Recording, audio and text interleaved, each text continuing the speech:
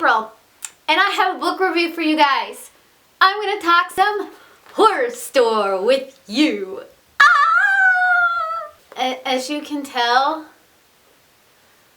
I got some creepy things going on in the background right now. My roommate didn't want me to decorate for Halloween yet, but I decorated my bookshelves, and she can't do anything about it. That one's Gareth. He just joined the group. He's on Instagram. And then that one over there, that's Jezebel. She's a zombie mummy cat. And of course you guys met Charlie. I thought I'd share that with you guys. So they'll probably be moving around the picture until probably a long time because I just love keeping Halloween stuff up. Some people go for Christmas. I go for Halloween, hence this review. But I got sidetracked. Never mind. Horrorstör by Grady Hendrix. Last video for my Book Buddy-a-thon wrap-up. You guys saw this beautiful, amazing book. I just decided that I needed a whole video to tell you about this book. So we're gonna do that. Horrorstör is a horror parody that is set in an IKEA-like store called Orsk. You have this mindless drudgery of trying to navigate through the store, which is set up in such a way that you mindlessly buy things, lots of things, just like any kind of supermarket store tries to make you do. Things are set up in a certain way to do that.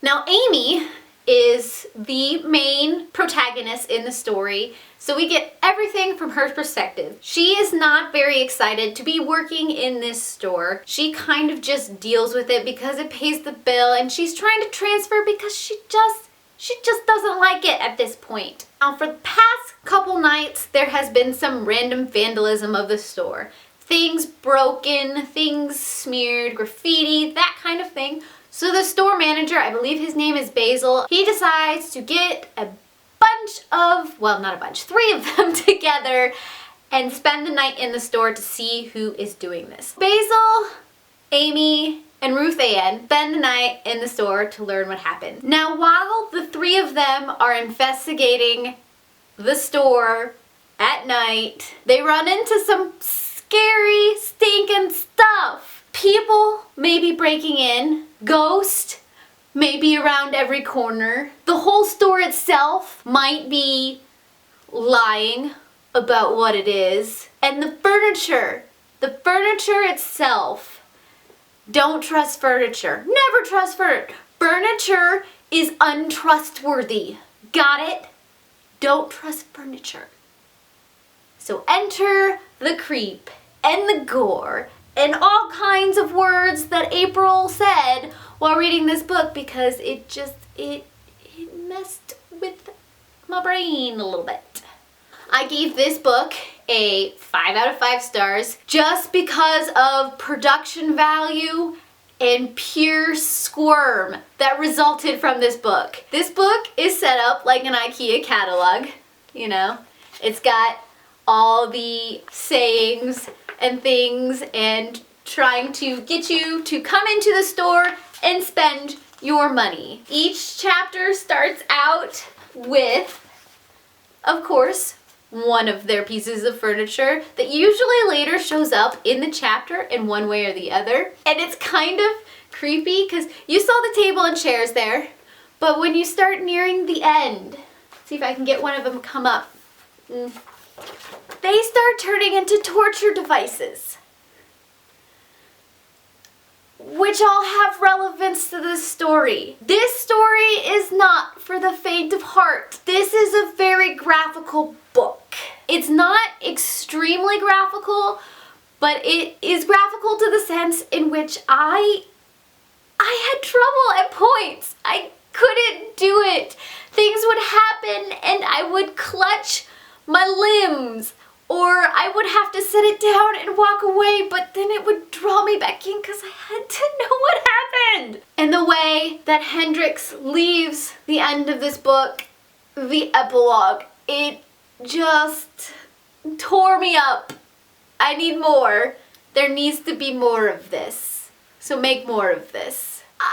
Guys, if you like parodies. If you like a little bit of giggle thrown in with horror and maybe a little death, that's morbid, a ghost, and something to make you afraid of walking into an IKEA store, pick up this book. And I mean, look at that back. It's just beautiful. Start from this and you go to this.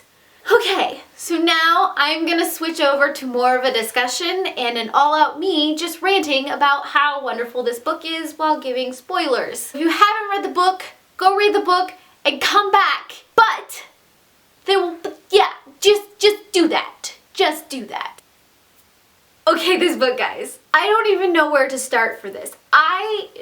As much as I love reading creepy and scary books, I don't handle gore very well. I am one of those people who I close my eyes when it happens on movies and TV shows.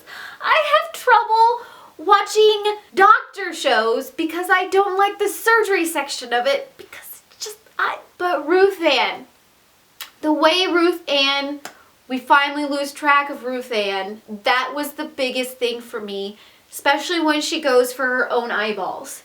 That is the part in which I started screaming no. My roommate thought I was dying and asked if I was okay. I couldn't get words out.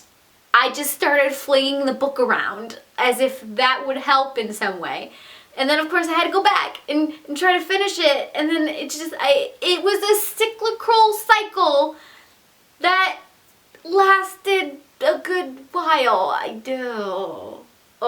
But the way he writes, the way Hendrix writes, is so inviting and so easy to read that I couldn't put it down. And he left it so open-ended. I need to know what happens to these people. I need a second catalog-like book entitled Planet Baby, in which we see what happens with Basil and Amy as they try to find the rest of the people. You can't leave it hanging there. Am I right, guys? I need more. There needs to be more. The coupons in the back, which is what I hope really continues the story for Planet Baby. 24 hours. Oh no. I think it'd be great if this continued on to be a thing. Let's unite and make this a thing. I really can't get over how well this is set up. Just the production value of this book is just amazing. I don't know what else to say, guys. This needs to be on everybody's read list who likes any kind of horror. So that was my quick little review discussion over Horrorstör. But if any of you guys have read it, please start talking to me. If you haven't read it, please go read it and come back and talk to me. I need people. I need more people to talk with about this book. There's so much in here. There's so much. I heart your beautiful faces. Bye. Soon as I sit down, cat, it's like you know. Some days I feel shorter than others. And I know that's physically impossible, but I do. I feel short today. There's a shortness in me.